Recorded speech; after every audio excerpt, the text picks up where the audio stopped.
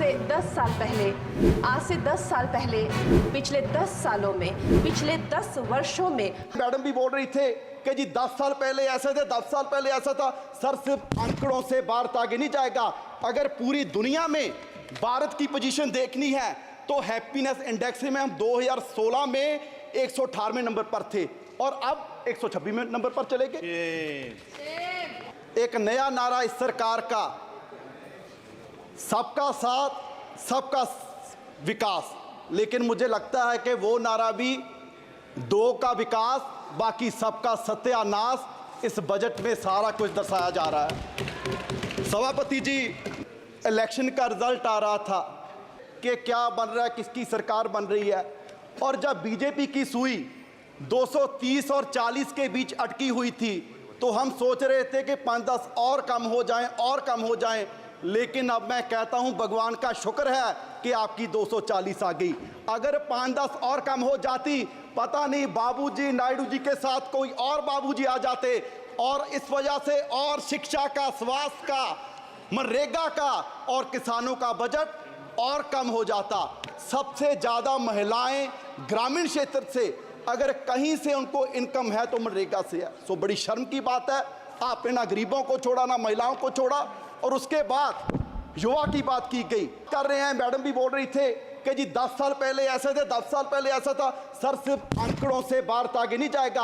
अगर पूरी दुनिया में भारत की पोजीशन देखनी है तो हैप्पीनेस इंडेक्स में हम 2016 में 118वें नंबर पर थे और अब 126वें नंबर पर चले गए।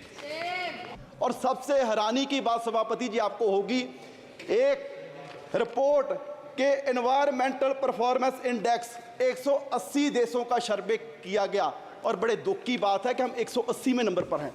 एक देश भी हमसे पीछे नहीं, और हम कह रहे हैं कि जी हम विश्व गुरु बनेंगे। सर सिर्फ बातों से विश्व गुरु नहीं बनेंगे।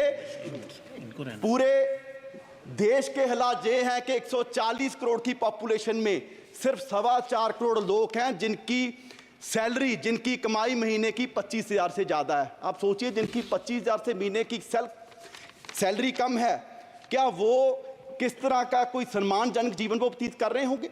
यहाँ पर माननीय वित्त मंत्री जी ने बड़े गर्व से कितने बार पता नहीं कहा कि जी 85 करोड़ लोगों को हम राशन दे रहे हैं, 85 करोड़ लोगों को राशन दे रहे हैं। ये कोई गर्व की बात नहीं, मुझे लगता है कि सरकार के लिए शर्म की बात है कि पिछले 10 साल में आप 85 करोड़ लोगों को गरीबी से बाहर निकाल पाए और आप इसकी चीज को बड़े गर्व से बता रहे हैं। बैजा बैजा बैजा, ओ बैजा, ओ बैजा बैजा। और सर बैजा, ऐसे देश आगे नहीं बढ़ेगा।